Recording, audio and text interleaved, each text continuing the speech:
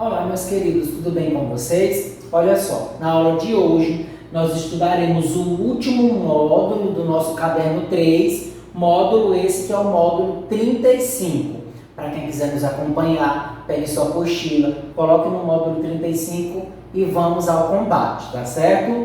Neste módulo, nós trabalharemos a respeito da variação linguística. E nós já iniciamos a aula realizando uma pergunta, um questionamento. Variação linguística existe? Você aí de casa, o que você acha a respeito das variações? Elas existem ou não existem? Ou é só conversa? E aí nós temos aqui uma imagem. Polo Norte, 2100. E aí o pinguim diz, gente, nós observamos que nessa imagem nós temos a variação linguística, porém a imagem ela faz uma crítica, tá, ao nosso comportamento, ao comportamento do consumo, do aquecimento global, e aí atingiu até o Polo Norte, tá? Então, daqui a alguns anos, olha só, nós encontraremos assim, tá? Ou até pior, caso nós não consigamos atingir uma conscientização com relação a nossa atitude, as nossas atitudes de hoje, tá certo? Então, vamos lá. Conceituando a variação. A língua não é falada da mesma forma por todas as pessoas. Nem mesmo um só indivíduo utiliza a língua de uma mesma maneira o tempo todo. Assim, a língua é um organismo vivo em constante mutação. Então, se nós formos pensar, palavras que nós tínhamos há 30 anos, hoje não são mais utilizadas, uma grande parte delas. Por quê? Algumas entram em desuso, outras ganham sentidos diferentes, outras são atribuídas no local daquela que nós utilizávamos. Acontece uma série de mudanças que faz parte aí da língua, da sociedade, do mundo. Dessa forma, temos configuradas as variações linguísticas que podem ser dialetais, histórica ou de registro. Então, você observa que existem aí essas configurações que nós estudaremos, tá certo? E aí nós começamos. As dialetais levam em consideração o próprio falante, de acordo com a região em que vive, sua classe social, sua faixa etária, seu sexo, sua função. A variação também pode ocorrer de acordo com os estágios de desenvolvimento histórico da língua, ou seja, a variação histórica.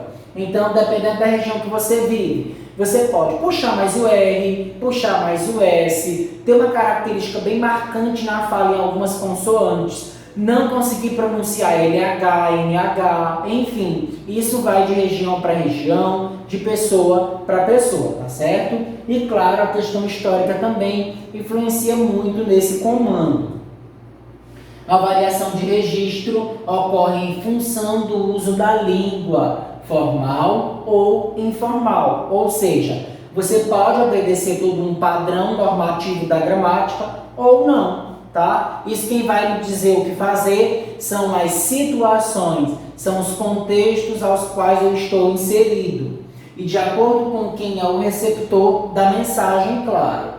É importante ressaltar também que a variação pode ocorrer nos diversos planos linguísticos, a saber, plano lexical, vai trabalhar realmente essa questão do vocabulário, o fonológico vai trabalhar a respeito dos sons, o morfológico, da estrutura das palavras, da formação das palavras, e o sintático atrelado aí dentro de uma estrutura, de um sentido, tá certo? Então nós temos aí todos esses diversos planos que nós precisamos aprender, precisamos diferenciar e, claro, classificar. Dúvidas que surgem, nós ou a gente? Nós fomos ao cinema, a gente foi ao cinema. Então eu estou diante de uma situação formal ou informal? A primeira pergunta que nós precisamos fazer.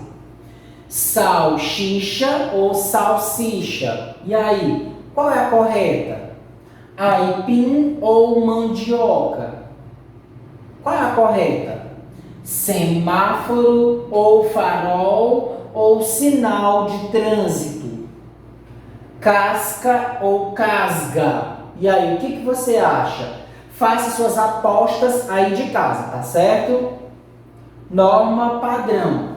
Norma padrão é um caráter abstrato, está vinculado a uma língua modelo, ou seja, constitui-se como um conjunto de preceitos estabelecidos na seleção do que deve ou não ser utilizado numa certa língua, levando em conta fatores linguísticos e não linguísticos, como tradição e valores socioculturais, como, por exemplo, prestígio, elegância e estética, tá? Então, vamos retornar lá para aquelas dúvidas.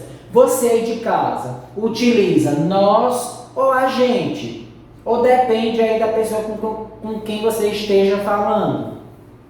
Você pronuncia salsicha ou salsicha? E aí?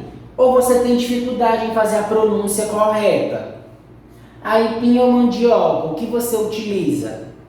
Semáforo, farol ou sinal de trânsito?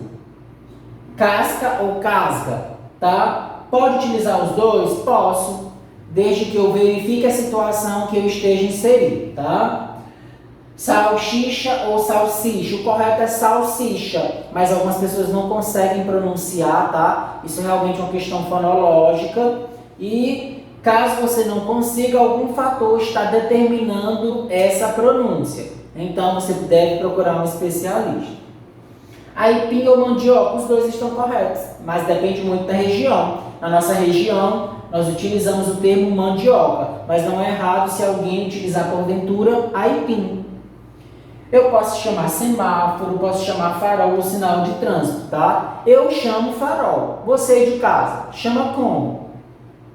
Casca ou casga? Eu chamo, pronuncio casca.